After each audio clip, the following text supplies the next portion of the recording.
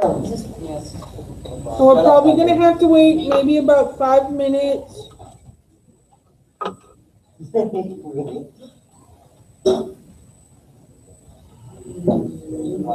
Oh no. Shoot. I'm gonna have to go find his.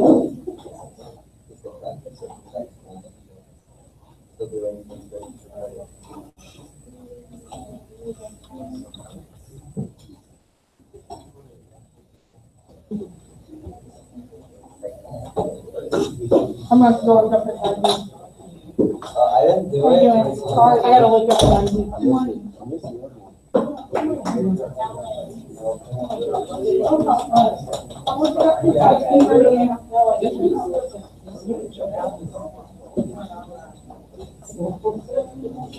Luke, he's here to watch you. He's my star pupil, Mr. Heffernan. He's my star pupil this year. That's what I like to hear.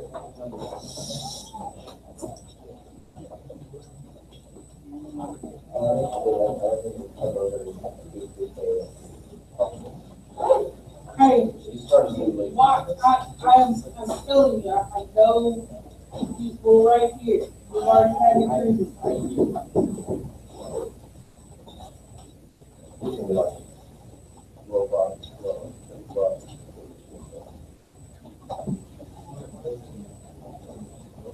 You're going to once you're training this summer, and that's part of the people that train the judges.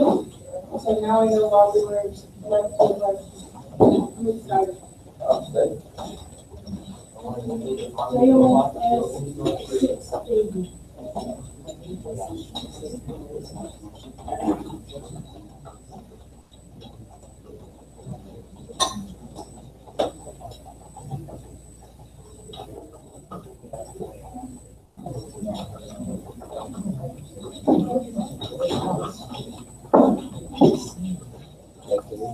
So we got about 3 minutes, and he may be just coming out of a class or something, so we may have a couple of minutes to waste here.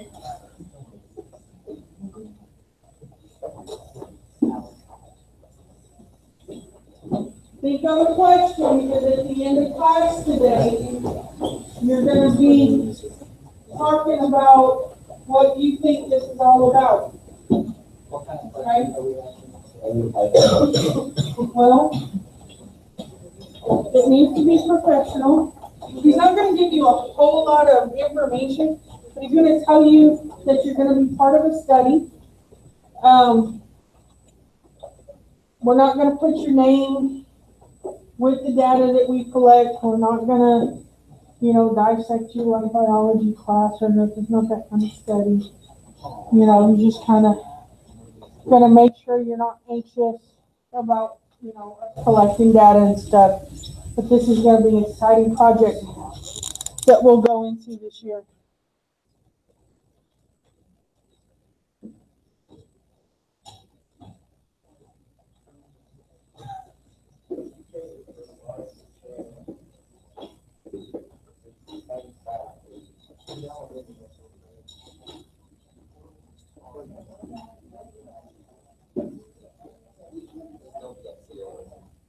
Come on the way. Okay, if you're in the front, lower your chairs down. If you're in the back, raise your chairs up.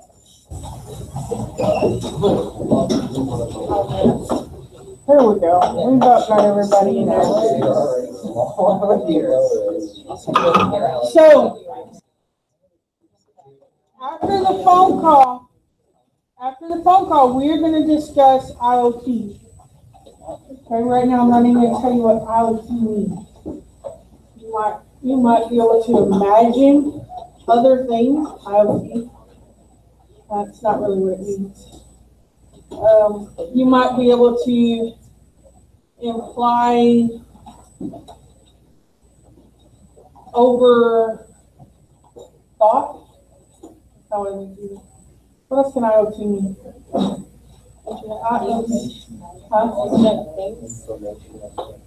You're thinking ahead. That's not fair. Did you know that, or did you hear from somebody else? Oh, you're looking at the word. Hey, She's using the lingo board. There you go. Internet of Things. And it's amazing at how much of it is around us that we don't even realize because we're spoiled. Absolutely spoiled. Have y'all seen that new Samsung refrigerator? See that Samsung refrigerator where you can like be in the store and you can like talk to your refrigerator? Like, I want to see the first show. And it will show you what you have in your refrigerator. That's pretty cool. And they probably get like $5,000 for that. The prices come down. The thing of it is, when something new comes out, the price is pretty high, but it comes down dramatically as soon as the demand goes up for it, and as soon as there's competition. You know, as soon as there's a Samsung refrigerator and a Frigidaire refrigerator doing the same thing, Samsung will bring their prices just a little bit. Didn't they also have like a Samsung refrigerator that has like a TV on it too? Big displays can play games. Yeah, so I think it's the same thing. I think it's just how you utilize it. Play games on your phone. Well, but if you're like a 6 or 7-year-old and you want to be in the refrigerator, you want to be in the kitchen while your mom's cooking, you know, and playing a little game is, you know, it's probably, you know, more family time than what some kids can get. I mean, after all, some kids think they need to be on games 24/7. Not that any of you would do like that. I don't think any of you would be.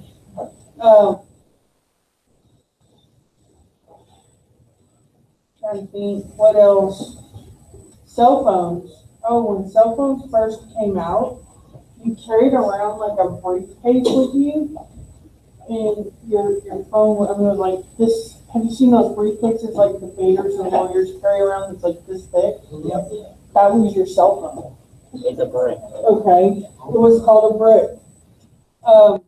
Then we had, and that was just like for the really elite people. Like you had to have big money. Yeah, and then they went from there to a car phone. Okay, I remember my dad having a car phone. Now, if you called a person and it rang more than twice, they got charged a minute. And you got charged a minute for calling them. So what we would do is we would call and let it ring once, the horn on the car would beep, and then my dad would know to get close to his phone in his house so we could call him. Because you couldn't afford to call the car phone because it was like, well, it's pretty steep. It was like I want to say on the upside of 75 cents a minute or something. And you had to, and it was one of those things, the service wasn't that good, so then you would pay like $1.50 for the first minute, and then every minute after that was like $1 or something. 40 cents. It was expensive. So if you lost signal, you didn't want to call back because you had to start that first minute over again. Yeah, and so we did a lot of Morse coding in there in those days. You know, let it ring once, the horn would honk, then you go to a landline and call me. I did a lot of that because I was broke. And I needed to tell my parents to call me so that they got to put the bill. Because long distance, you couldn't call from Granbury to Benbrook or from Granbury to Tola would be long distance. In fact, you've got 2 area codes here, or 2 zip codes. It may be from Acton to Granbury, may have been long distance at one time. And that was expensive too, so you always let mom and dad put those bills. It was crazy. And then so the phones started going like this, then they started going down.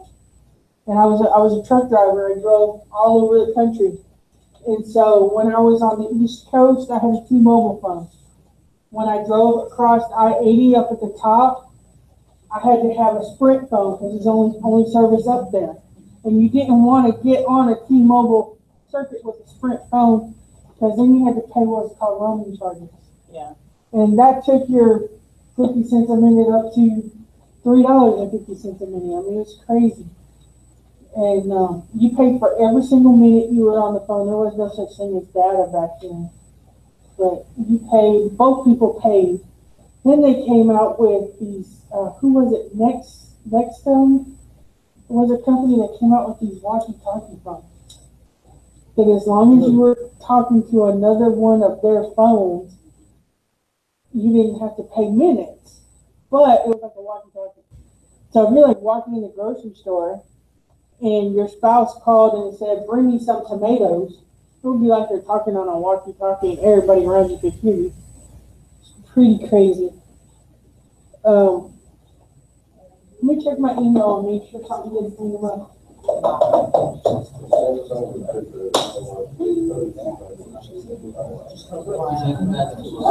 200 isn't far off a regular double door refrigerator, is it? It's about 24.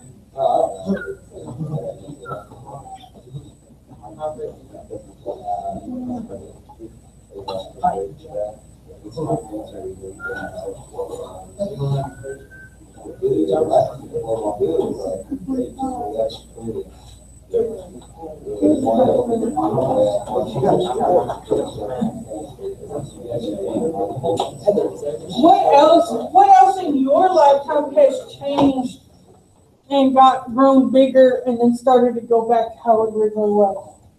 Okay, so still like phones. Phones? They started out like, from when I can remember, they were really tiny and they were like flip phones with the antenna. Oh yeah, I love the And flip phone. with like Blackberries. Pop it out like that. The laser. Yeah. And Oh, that was expensive when it first came out. Yeah. Then the Apple, they started coming out with like the iPods, and then eventually became the iPhone, and that moved on, and they got really huge. And now I see some kids walking around with almost a tablet filled up to their ears, but now they're going back down. I think my daughter just went down a size in her new phone that she got Cars. she got an S8 Plus. They're like this. Trips me out. I learned the one thing you don't do is let a 15-year-old girl that's going to be the only child at home go shopping with dad. Because he's so glad that you are going off to college, you gave her anything she wanted. An $800 problem. That's not what I planned on her getting. I was like, yeah, she got a Samsung 8S. S8. Yeah. Those things are like, you pay gas for it? No, we're on the payment plan. I'm a teacher. They're pretty expensive. Well, come on, Dr. Johnson.